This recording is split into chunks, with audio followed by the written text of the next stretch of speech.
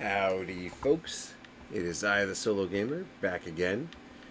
And as you can see, I have got my hands on a few more of the Sega 32X collection. Three more games have joined my ranks. Now, first, we're starting off with an arcade classic, the 32X version of Afterburner.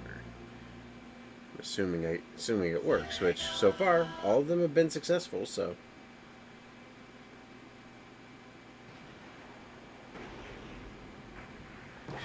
now this is an actually extremely good iteration of the Afterburner franchise. You can add extra ships, different music. You can do Auto Vulcan. It's pretty all encompassing, really.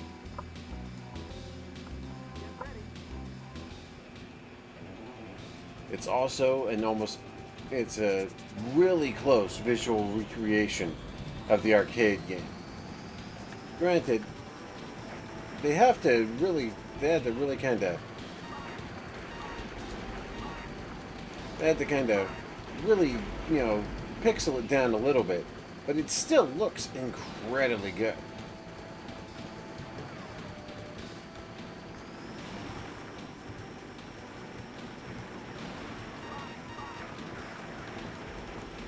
It also plays just like I remember it, and is also hard as balls, just like I remember it. That being said, you have to remember, when this game came out in the arcade, there was nothing like it.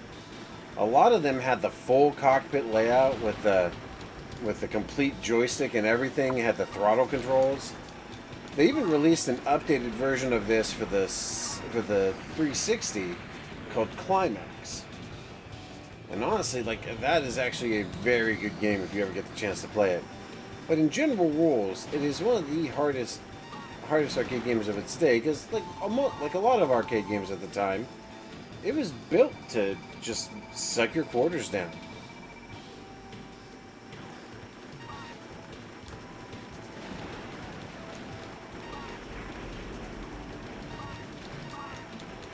And your job is just to fire missiles and blow up bad guys as quick as you could.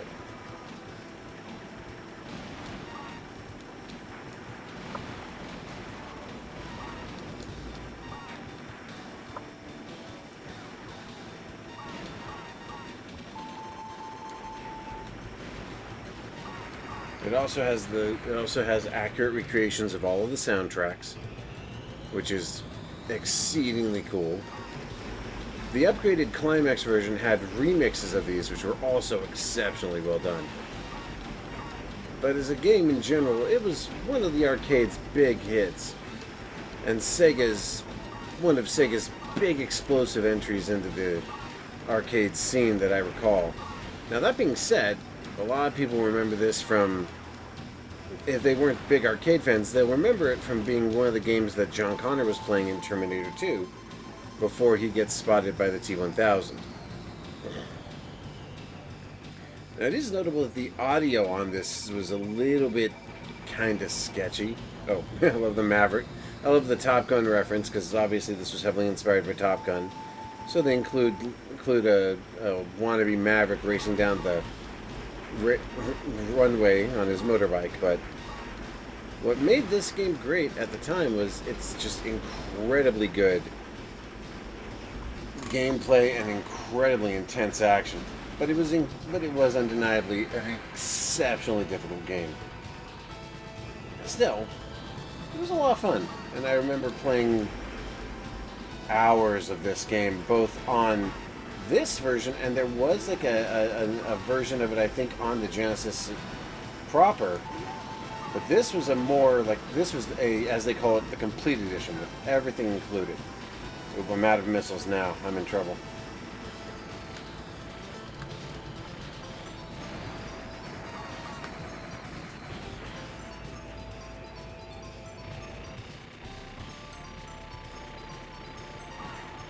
But yeah, it's one of those games that a lot of the gamers of today don't know about or never heard of simply because it's before their time. Most of them, if they do know it, saw it from an arcade compilation or some sort of Sega Memories type deal. But the game was, and still in many ways is, one of the best games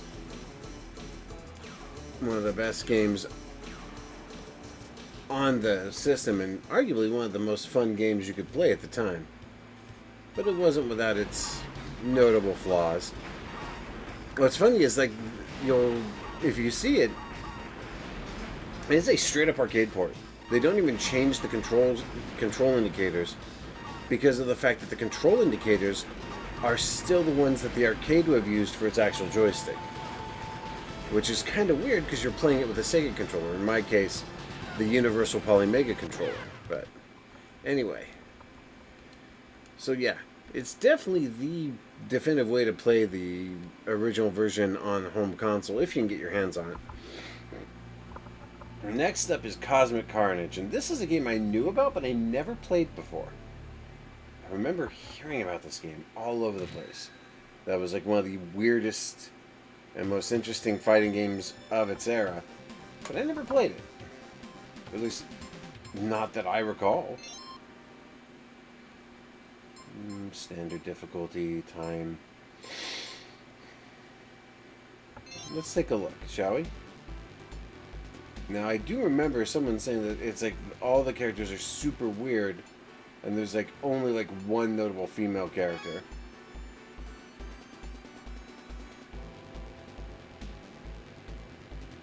I don't even know if that's supposed to be female or not. It's hard to tell. Chestplate does kind of look like a female, so maybe, but I don't know. Xenon, yeah, it sounds female. But like, I remember hearing a lot about this game, but I never actually got the chance to play it.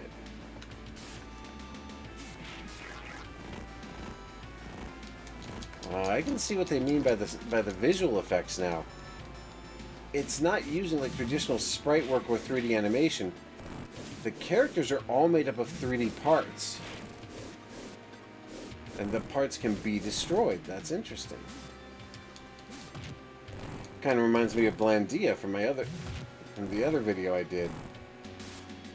But Lord help me, I don't know anything about this game's controls or systems. In fact, I don't know that I've ever played it.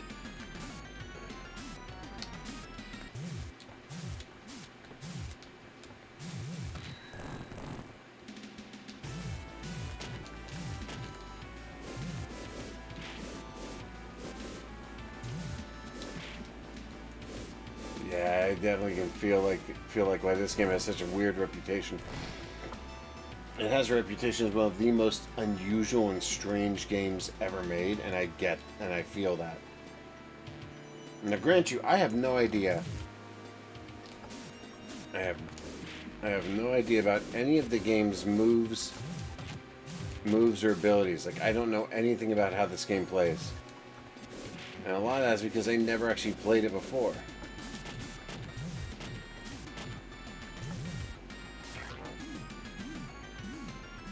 You can definitely see what they were trying to do with the visual effects here. But it is undeniably a unique game with a very unique... Oh! This character does have super moves.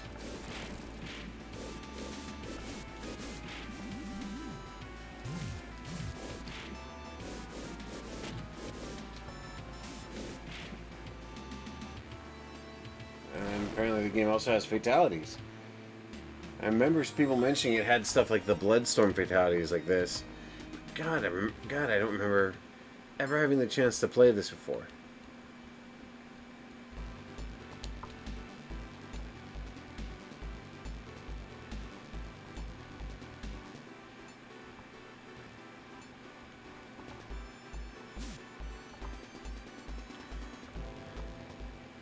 It's interesting that the armor can change. It changes the moves, too.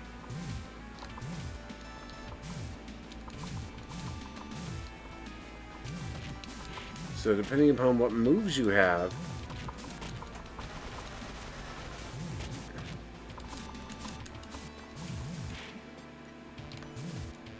the armor actually changes your move set.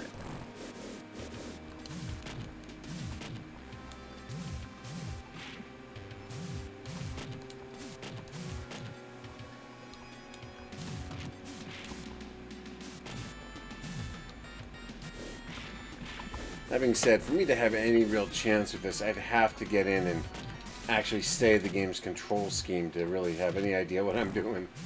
Still, visually, this is actually an immensely interesting design choice.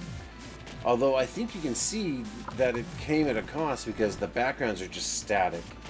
No movement, no animation, just fairly decent pictures, but there's nothing else to them. They're empty space, bare bones.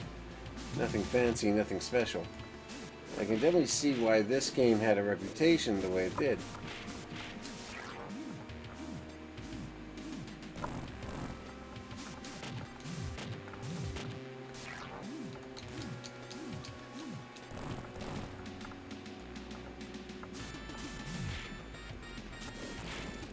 Yeah, I could definitely see where this game got its reputation. You definitely see how it got its legend among gamers as being a unique and unusual bit of gaming history, though I don't see how it ever really could have been a proper competitor with such basic graphics. But this was the other game I got, and for a lot of people this was shocking in a lot of ways. Was Doom getting an actual port to the 32X and having like full control support. Like, this game was actually shocking to a lot of people that this game not only had, you know, a full port to the 32X, but that it seemingly came out pretty well. All things being equal, it looks okay. I mean, I'd definitely be lying if I said I'd seen better. I know I've seen better on a lot of systems, but that being said, it's unusual for it to be even available to a system like this, given just how limited it was back in the day. But the game is, and remains. Oh, got him.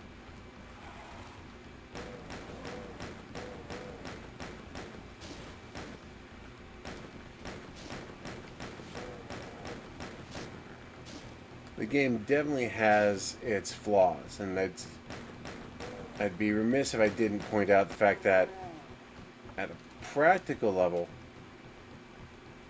the game's graphics are a bit jank.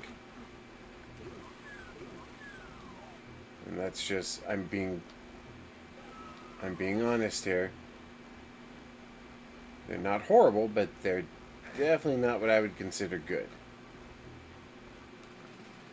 On a proper PC, of course, this looks billions of times better, but that is because it's running on a proper PC.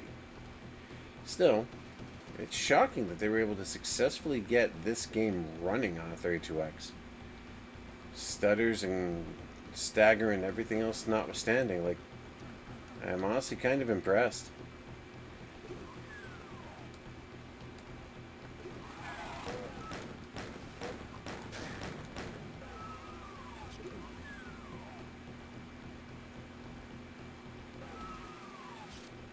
That being said, all equal to this game was not. This game had its flaws. One of the biggest ones being that because of the limited control scheme, strafing was its own button, and that button was also the button you used to open doors. Let's say you wanted to open a door or flip a switch. Well, you could do that, but that button was also your strafing button, which meant you had to actually think about doing it that way at all. Which meant that at a practical level, you were basically switching back and forth between the more precise turn aiming and the strafe mode. Which, I mean, yeah, it works. It's not perfect, but it works.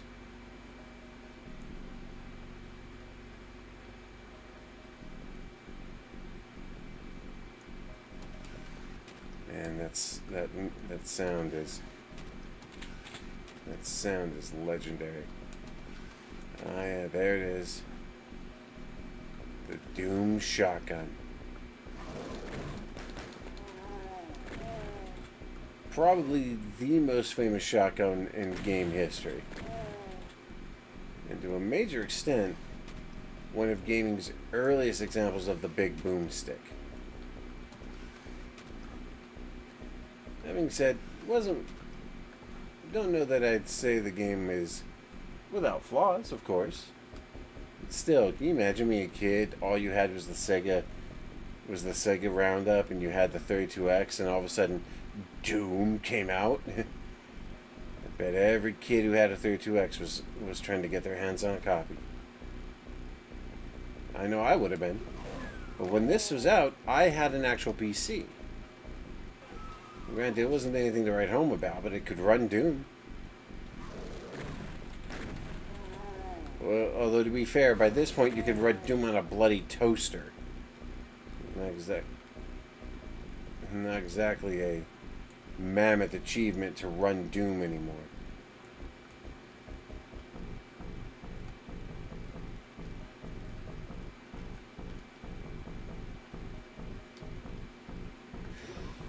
One thing that is notable, and I've had other people notate this to me before, is that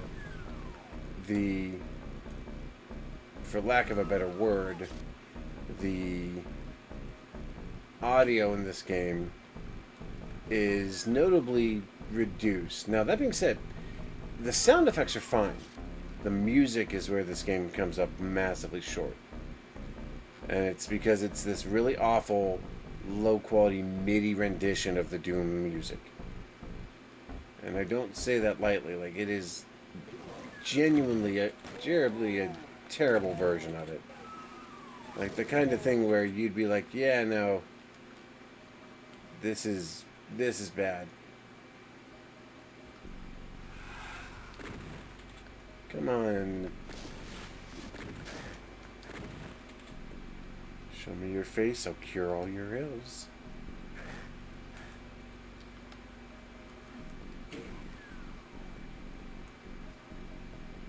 But yeah, the game was, for its time, this game was a standout. And it was indeed an impressive achievement. But if you want to play Doom, especially nowadays, just get one of the 3,000 variants of Doom. And if you really want Doom, just get one of the 3,000 variations of Doom that exist on modern platforms. Like, you can get this game anywhere now. You can get it on your cell phone, for God's sakes. That's not to say this is a bad version, but it's just like comparative to what is already out there.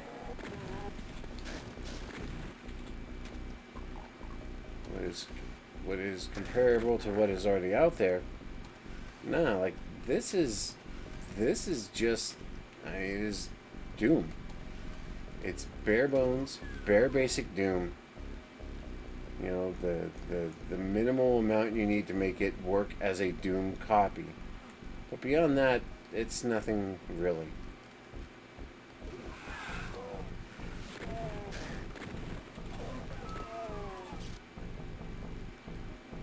I still think that if you're going to get a version of Doom, get something like Final Doom or the Ultimate Doom, and you're getting a much better product overall. That being said, the fact that you can actually play this game is pretty neat.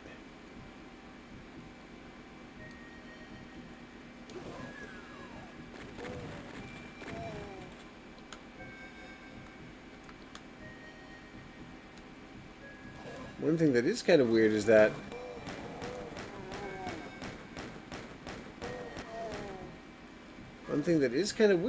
the fact that the actual like weapon cycling is backwards. You actually go to the most powerful weapon first, then the fist, then the pistol.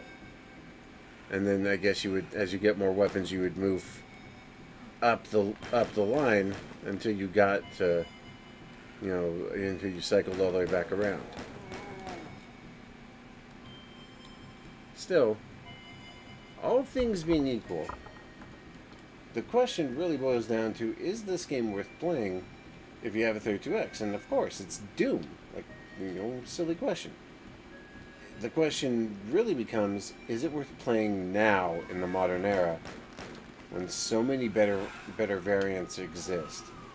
And to that, I'd say probably not.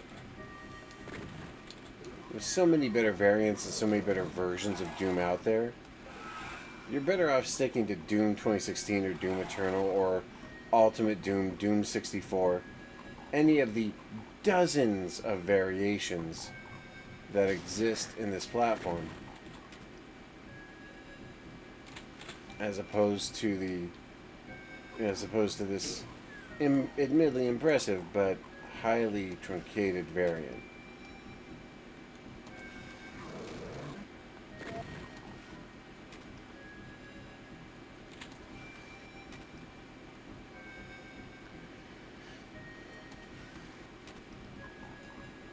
And the funniest thing about it is, like, even visually, while it is an accurate recreation of Doom,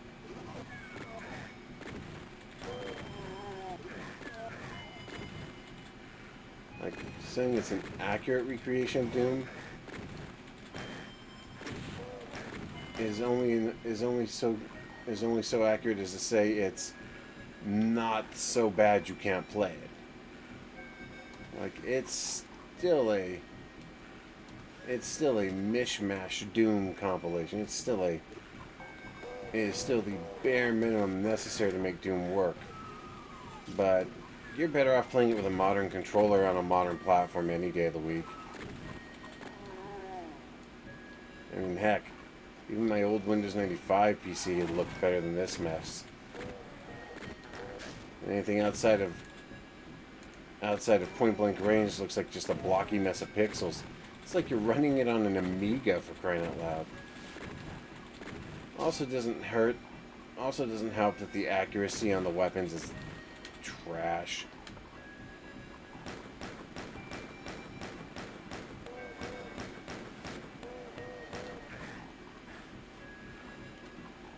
Of course, one of the key abilities in the original Doom series was Circle Strafe. Like, that was the key. Like, that was the trick that made, a Doom player the champ. Was you managed to circle strafe your enemies into oblivion by simply bouncing around and circle strafing around your enemies until you caught them all and wiped them all out. And that does not work here because the circle strafe, for lack of a better term, does not work. I will give it credit. The one thing the game does do pretty well is the visuals are bright, so at least it isn't washed out on a TV screen. But yeah, I'd say overall, if you're looking for a copy of Doom, the only real reason to get this copy is collector's value. Anything past that, you're better off getting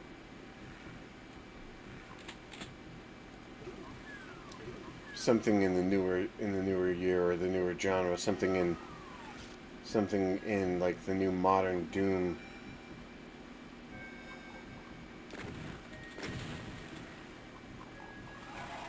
Whoa. Yeah, you'd be better off getting something in the modern Doom, or one of the many, many upgraded ports that have come down through the years, than you would be getting this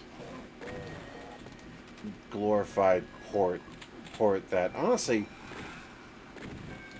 one thing that I will note is that this looks worse than the Super Nintendo version, and the Super Nintendo version did not look good. Like, I wish I was joking. It did not. It was not a visually appealing version of that game, but the music was fully functional, and the controls because of the superior keyboard, well, keyboard, not because of the superior key controls. You could actually get like much better control out of it, but it was a valiant and honestly appreciated effort by Sega. I will give them their due for having somehow crammed what was the PC shooter of its era into a system that, by all accounts, couldn't even come close to holding the whole thing. And keep in mind, the original Doom was installed on more computers than Windows at one junction. In fact, when Windows 95 came out, Microsoft made a big show of pointing out that Doom, that they had a variant of Doom explicitly designed to run on Windows 95 that was an upgraded version of the DOS variant. So even back then, they recognized that Doom had game as being one of the best games. That being said, end of the day, there are many better options. And I'd say if you're really looking for like the best version of the original Doom, I'd say you're probably better off looking for something along the lines of the Doom that came out with the Ultimate Doom package back when they released like Eternal. Or maybe even going with Doom 64 if you're looking for like an old school Doom with some modern touches. But there it is. Boom. So yeah, 3 levels, matter of minutes. No big deal. But it is hands down the one of the most interesting and unique ports of Doom, but it is definitely not going to win any, and I mean any, competition. But I'm gonna have 2 videos from the Retro Games collection, but the next video is all about this game right here, Crusader No Remorse. Now I have the Saturn version, which unfortunately had some significant control flaws. The PlayStation version, because of the better control layout, was far superior. So we'll deal with that when I get with my next video and look into maybe a few other games while we're at it. But I will see you then. This is the Solo Gamer signing out. And next time, the Crusader begins. See you then. Bye.